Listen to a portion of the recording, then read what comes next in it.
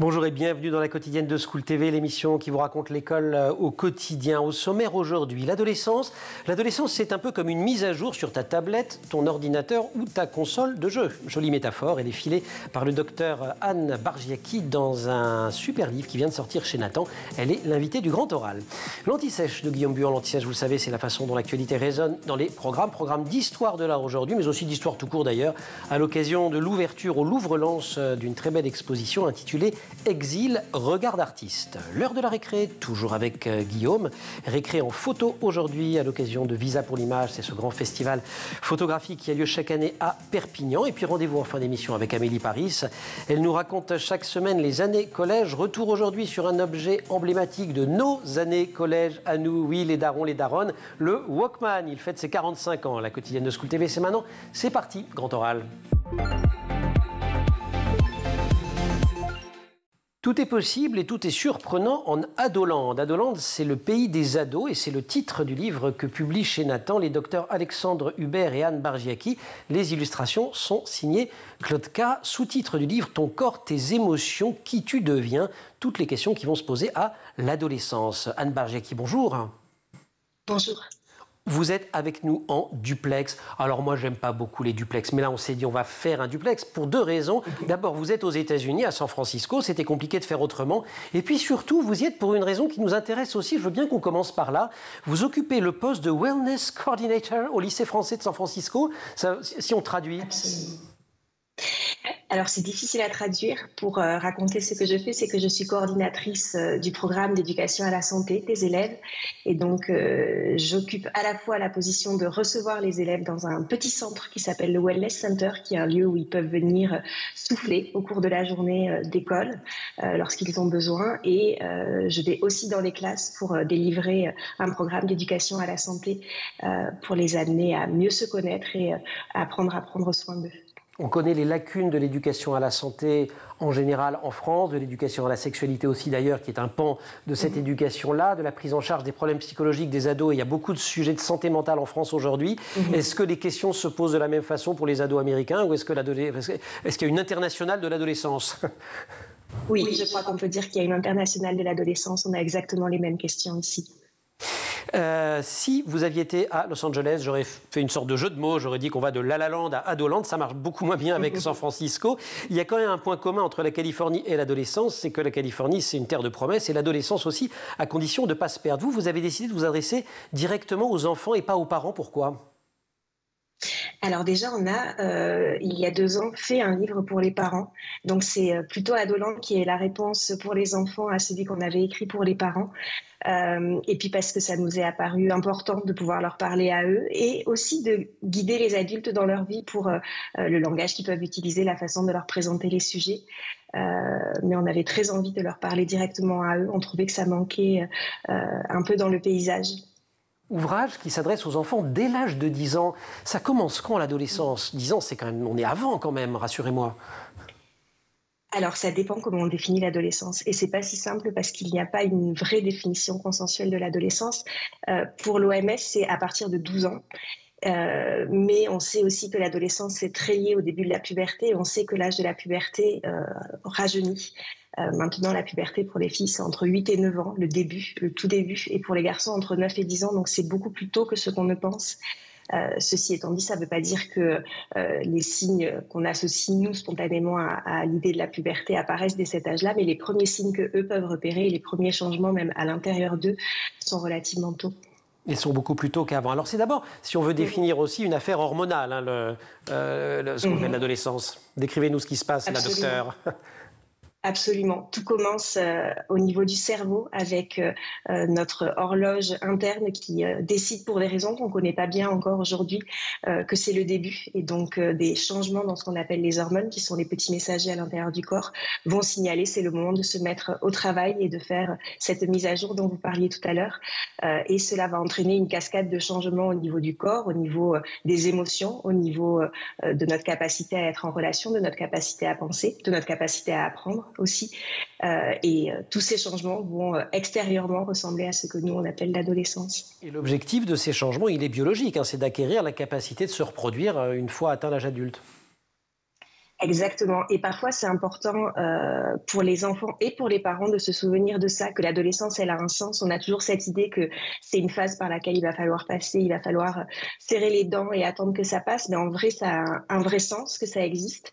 On reste des mammifères et on doit à la fois acquérir cette capacité à se reproduire et puis cette capacité à être autonome, à quitter le nid en quelque sorte. Et donc tous ces changements, ils ont pour but de permettre et de faciliter ça. Le corps change, le cerveau change, mais les émotions vont être bouleversées, exacerbées par les hormones. C'est aussi le moment où on va apprendre à mieux se connaître, l'adolescence. Oui. Et ça, c'est les côtés assez fascinants, c'est que ça paraît évident quand on le dit comme ça, mais c'est aussi sous-tendu par des mécanismes au niveau du cerveau qui sont assez fascinants, la façon dont cela se passe. Entre autres, un des points intéressants, c'est qu'on se rend compte qu'au niveau du cerveau, on va prêter plus attention, on va développer des capacités à plus focaliser notre attention sur ce que les autres sont en train de dire sur nous, ce que les autres peuvent penser de nous, et on va penser à ça beaucoup plus. Et donc tout ce qui est, quand on voit nos enfants en train de réfléchir à qu'est-ce qui s'est passé, ressasser, parfois aussi réfléchir à ce que les autres pensent d'eux, ils le font pas exprès pour nous embêter ou parce que c'est juste pénible, mais ils le font parce que leur cerveau est câblé comme ça à ce moment-là, ils fonctionnent comme ça à ce moment-là, et que ça les aide à comprendre à la fois eux-mêmes et à la fois leur place dans le monde. Adolande, des docteurs Anne Bargiecki et Alexandre Hubert, pédopsychiatres tous les deux, c'est chez Nathan, ça vient de sortir. Et on retrouve Anne Bargiecki dans quelques instants, juste après l'anti-sèche d'un éternel ado, Guillaume Buand. Ça vous a pas fait rire, éternel ado? Si, bien sûr. Non, pas du tout. Non, vous étiez là, très concentré, j'ai vu. Je me suis dit, je vais avoir mon soir. Rien du tout. Pardonnez-moi alors, c'était pour vous faire sourire. À l'honneur ce matin dans l'Anti-Sèche, une exposition, elle est intitulée Exil au pluriel, regard d'artiste au pluriel également. Elle se tient au Louvre-Lens. Oui, et cet automne, le musée explore les liens entre art et exil. De nombreux artistes ont connu cela, l'exil pour un temps ou pour la vie. Alors plusieurs noms qui vont résonner dans les livres d'histoire, les livres de français, Homère, Ovid, Jacques-Louis David ou encore Gustave Courbet et Victor Hugo pour ne citer que.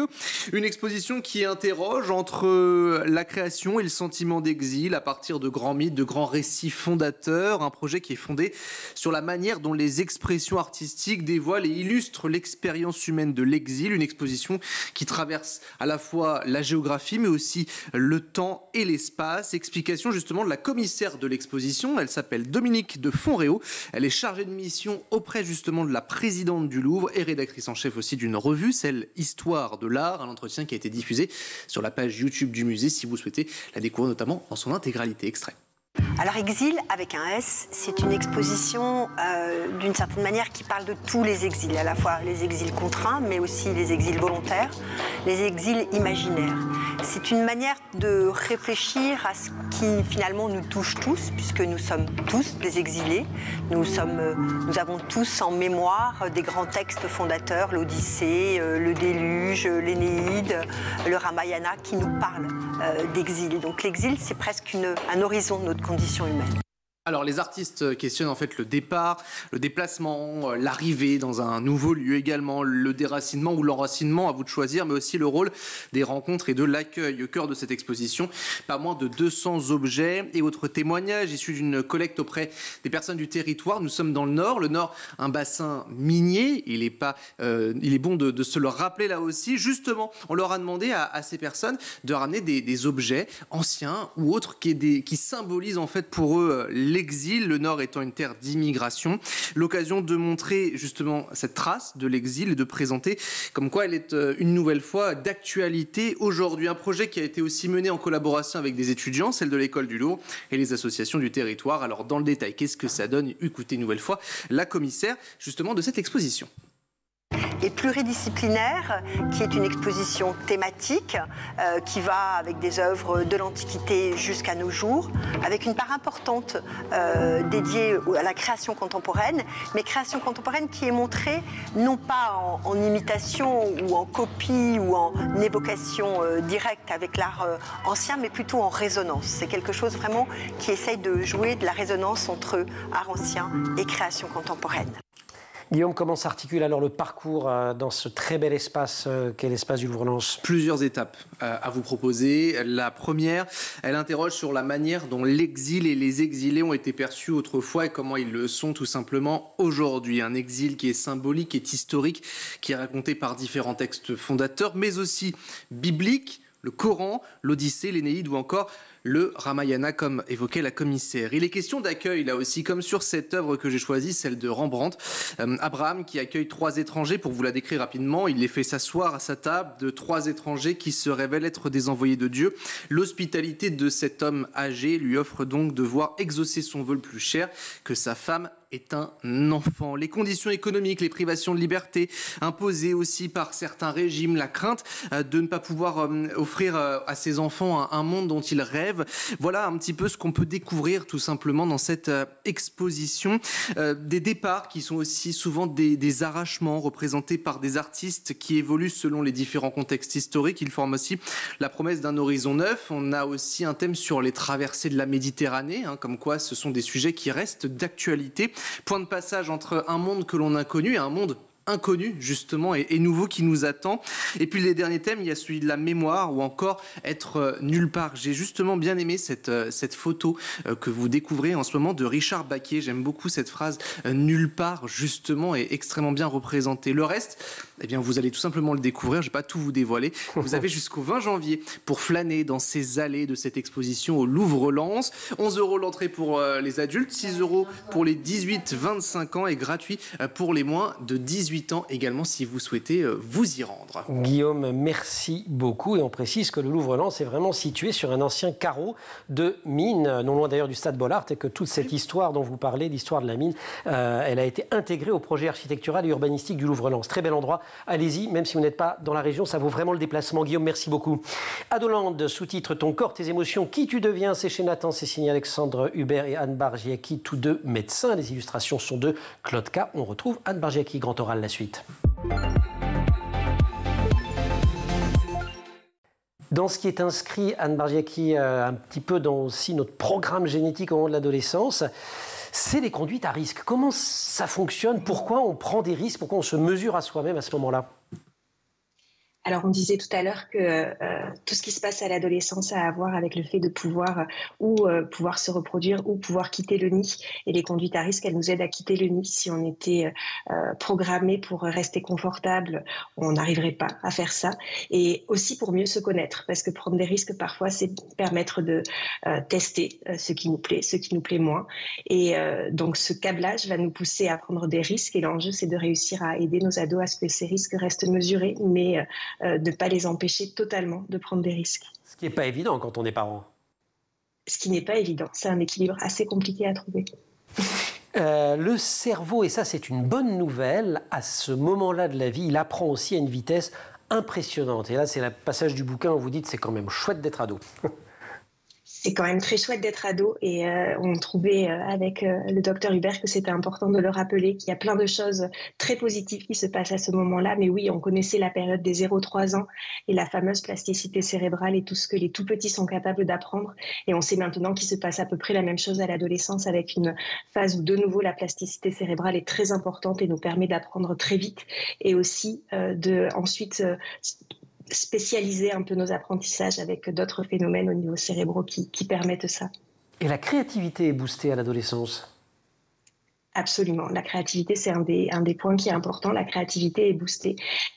Et l'enjeu, c'est de se faire confiance pour pouvoir l'exprimer et trouver comment nous, on aime l'exprimer. Ça sert aussi à s'engager dans des causes qui nous tiennent à cœur, ces aspects de créativité. Mais c'est un des signes extrêmement chouettes de l'adolescence. On a parlé des changements corporels. Ils ne nous plaisent pas toujours tant que ça quand on est ado. On n'aime pas toujours notre nouveau corps. Ça, c'est un enjeu quand même absolument considérable, renforcé par l'omniprésence des représentations et notamment par l'usage des réseaux sociaux. Oui, c'est un des points de vigilance des adultes pour les jeunes, comme vous le savez. Et c'est vrai que c'est normal de ne pas être confortable avec son corps. On ne sait pas ce à quoi notre corps va ressembler. Les changements qu'on subit n'ont pas forcément du sens pour nous. Et en même temps, on est bombardé d'images qui nous montrent des corps idéalisés et parfois peu réalistes. Et donc là aussi, c'est important, je pense, que des livres comme celui-là permettent, ou d'autres moyens d'informer et d'éduquer, permettent aux jeunes de savoir à quoi s'attendre, ce qui est normal, de valider que c'est inconfortable et aussi de leur donner des représentations vers lesquelles ils peuvent tendre, qui sont plus réalistes et plus positives. L'adolescence, c'est aussi le moment, si ça n'a pas été engagé auparavant, le moment ou jamais de commencer à déconstruire un petit peu les stéréotypes de genre. Et eux, ils ne viennent pas forcément du cerveau, des hormones, c'est vraiment un construit social. Oui, c'est ce qui est intéressant aussi, et ça commence en effet, idéalement avant l'adolescence, mais de se rendre compte qu'à ce moment-là de la vie, les stéréotypes sont extrêmement présents. Nous, par exemple, à l'école, on les voit se renforcer au niveau de la 4e, de la 3e, donc c'est intéressant aussi de voir les dynamiques et de les encourager à réfléchir, à faire preuve d'esprit critique. Ça fait aussi partie du curriculum d'éducation à la sexualité en France, de pouvoir prévenir les violences sexistes et sexuelles à travers cette éducation, cette prise de conscience des stéréotypes et ce dans quoi ils nous bloquent. Avec, là encore, au chapitre des stéréotypes, des différences marquées entre garçons et filles. Et ça, c'est pas un stéréotype. On en parlait récemment, d'ailleurs, à l'occasion d'un entretien sur une série documentaire autour de la paternité, les différences garçons-filles sur le terrain de l'expression des émotions. Et là, c'est plus un message pour les garçons peut-être que pour les filles. Oui, on pense souvent à ce que les stéréotypes ont de dangereux pour les filles, mais pour les garçons, et c'est quelque chose qui est très présent aussi dans l'actualité en ce moment, le fait de ne pas être encouragé à montrer ses émotions, à développer son intelligence émotionnelle, à savoir prendre soin de soi, c'est extrêmement délétère pour la santé mentale en particulier, et donc c'est vraiment, quel que soit le genre des ados dont on parle, c'est important de prendre conscience et de déconstruire ces stéréotypes. Adoland, docteur Anne Bargiaki, docteur Alexandre Hubert, c'est chez Nathan. On se retrouve dans quelques instants, docteur, si vous le voulez bien, puisque pour l'heure, et ça c'est très important à tous les âges et pas seulement à l'adolescence, c'est l'heure de la récré. Rebonjour Guillaume. Tous les mercredis, place à la récré avec notre partenaire Playback que l'on salue amicalement. Direction Perpignan aujourd'hui pour ce formidable festival international de photojournalisme qui est Visa pour l'image. Effectivement, un rendez-vous qui est annuel et qui se tient en septembre avec différentes expositions photos également tout au long de la semaine avec de belles photos à découvrir dans la ville et qui est à la une de mon quotidien avec ce titre, un photojournaliste alerte les enfants sur les dangers des écrans. Bon, ça sujet d'actu. Restons dans le thème et dans l'actualité. Un sujet qui est pris à bras-le-corps par le gouvernement, on le sait. Alors, je n'ai pas seulement photographié des enfants derrière des écrans, raconte ce reporter Jérôme Jans aux élèves venus le rencontrer. Je voulais montrer la présence des écrans partout dans la vie quotidienne. Mes photos racontent les dégâts causés par Internet et aussi par les réseaux sociaux. Mais aussi, des fois, c'est positif, on le sait, la possibilité, par exemple, de voir la famille lorsqu'on est à l'hôpital ou lorsqu'on est un peu comme maintenant, à distance, typiquement pour pouvoir échanger, pour pouvoir se parler. Alors justement, en marge de ces échanges, c'est une réaction qui m'a marqué, que vous pourrez retrouver justement. Pourquoi les parents nous achètent-ils un téléphone et si c'est dangereux? C'est la réaction d'une enfant de 9 ans. Alors, elle est assez marrante. Elle est extraordinaire, celle-là. Elle est quand même drôle. Vous arrêtez pas de nous dire que c'est dangereux, pourquoi vous achetez un? Pourquoi on le fait? Question de bon sens. Eh bien, la réponse, elle est aussi de bon sens. Ils n'osent pas vous dire non, car les copains en ont un. L'effet de mode, en fait. Reproduire ce qu'on voit. Eh bien, les fabricants, les entreprises, les influenceurs ont compris ce système-là et ils font tout pour capter notre attention et ainsi les garder. Donc voilà, ces téléphones dangereux mais utiles par moment. Alors rapidement, le photojournaliste qui a fait tout cela, Jérôme Jans, a travaillé sur l'addiction des jeunes sur le smartphone, les réseaux sociaux, les jeux vidéo. Il a rencontré des enfants, il a rencontré des ados et des familles justement pour parler de tout cela à l'école. Pendant longtemps, je crois. Et en famille pendant 3 ans. Ouais, c'est ça. Au moins. Grosse enquête, effectivement, pour comprendre la place des écrans. Et on montre notamment qu'il y a des effets. Bon, ça, on le savait déjà, sur le sommeil, avoir peur, ne pas réussir à dormir, les insomnies, puis sur la santé, les yeux également, ou encore la tête et le manque d'activité physique. Ça aussi, on en avait parlé ici même sur cette antenne. Alors, si on est du côté de Perpignan, on va voir tout ça à Visa pour l'image, le festival du photojournalisme. Et sinon, on s'abonne à Mon Quotidien. Quotidien, c'est ça. Et ben voilà, de chez Playback, et on le lit. Adolande, sous-titre, merci Guillaume. Ton corps, tes émotions, qui tu deviens, c'est chez Nathan. C'est signé Alexandre Hubert et Anne Bargiaki. Illustration de Claude K. Et on retrouve Anne Bargiaki. Dans les messages importants du livre, Anne Bargiaki, il en est un. On se cherche quand on est adolescent, mais on n'est pas obligé de se trouver. En tout cas, on n'est pas obligé de se trouver pour toujours. Il n'y a pas d'injonction immédiate à figer son identité. Oui, c'était un des points sur lesquels on a voulu aussi insister. Parce que ça peut être compliqué. Parfois, on a cette idée que on va savoir qui on est, on va trouver nos passions et c'est ce qui va nous guider. Et c'est aussi parfois ce qu'on entend beaucoup. Et parfois, ça se passe pas comme ça. Et ce qu'on voulait beaucoup souligner, c'est que tous les parcours sont valides et OK et qu'il n'y a pas d'urgence à se trouver, qu'on a le droit de continuer à évoluer et de continuer à changer tout en étant guidé par des valeurs. Ça n'empêche pas d'avoir des lignes conductrices, mais ça nous paraissait important d'insister là-dessus. Et ça vaut notamment pour la question du genre. Vous avez été, docteur, je crois, une pionnière sur les sujets de dysphorie de genre. Dès la fin des années 2000, vous vous étiez penché, je crois, sur le sujet. Le sujet qui aujourd'hui a pris une place assez considérable.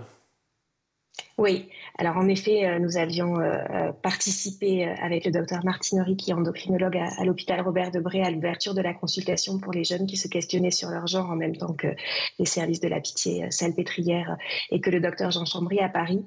Alors, je suis moins dans ce qui se passe en France puisque j'ai quitté la France il y a 5 ans, mais en effet, ça reste un sujet important, débattu, avec encore beaucoup de questions. C'est le cas ici aussi, là où je suis, mais on continue à avancer, je pense.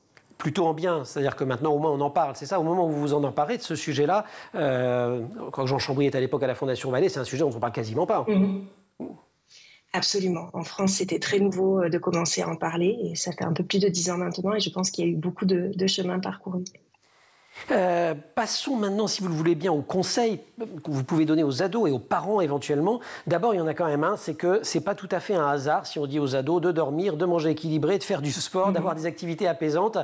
C'est pas juste pour les embêter, ça va vraiment avoir des effets favorables parce que ça a des effets physiologiques et que ça va se refléter également dans le moral, dans les comportements.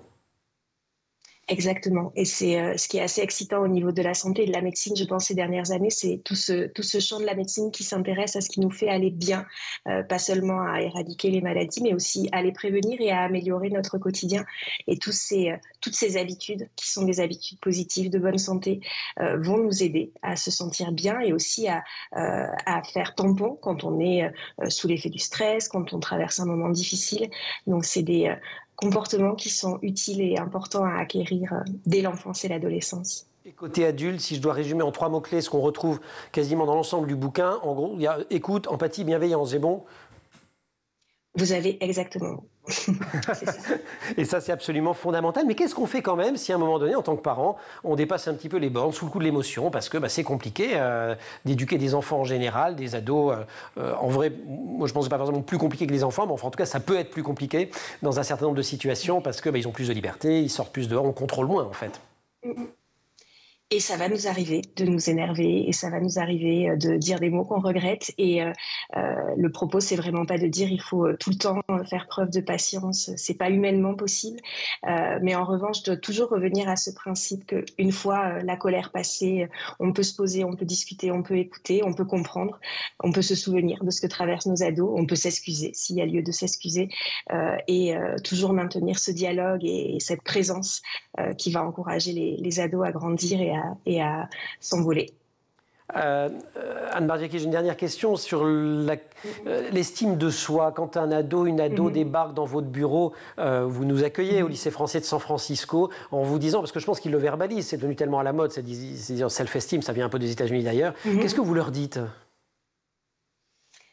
Alors ça dépend des situations, mais je commence souvent par valider et par écouter, par valider ce qu'ils me racontent aussi, et puis je leur demande s'ils ont envie d'entendre d'autres histoires que moi j'entends et pour qu'ils se sentent aussi moins seuls, parce que parfois, même si on en parle beaucoup, même s'il y a en effet cet effet de mode, même sur le fait de s'auto-diagnostiquer anxieux, quel que soit le terme qu'ils utilisent, ils ont besoin de savoir qu'ils ne sont pas tout seuls, que c'est normal et que ça ne va pas durer pour toujours.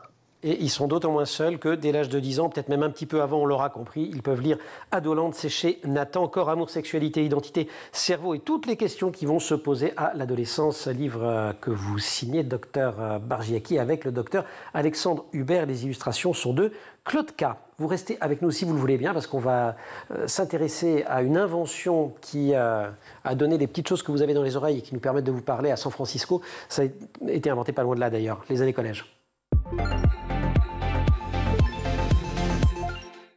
Amélie Paris, bonjour. Bonjour. Vous n'avez pas de wellness coordinator au collège Maurice-Utri? Non, mais non. Des psy-UN qui viennent de temps en temps. J'espère, oui, 2 matinées par semaine. Moi, j'ai l'impression que ça aide, c'est quand même une chouette idée. On ne parle pas de ça tout à fait aujourd'hui. On va parler de ce que les ados ont souvent enfoncé dans les oreilles, qu'ils considèrent d'ailleurs comme de vrais accessoires de mode. Ça rend les conversations parfois un tantinet difficiles. Ce sont les écouteurs ou les casques audio dont ils ont du mal à se passer. Eh oui, ils ont du mal à vivre avec, sauf évidemment au collège, puisqu'ils sont interdits. Mais c'est souvent l'un des premiers gestes qu'ils font une fois qu'ils passent la grille, celui de sortir leurs écouteurs ou leur casque audio et de lancer la playlist qui va avec. Alors une fois vissés sur les oreilles, eh bien, c'est ainsi qu'ils passent le seuil de la porte d'entrée. Il n'est pas rare qu'ils les gardent une bonne partie de la soirée, encore moins rare quand ils sont en voiture, en regardant le paysage défiler, évitant ainsi les conversations familiales. Mais ce petit objet si cher à leur cœur, pas toujours bon pour leurs oreilles, est souvent la cause de mésententes ou plutôt de non-ententes,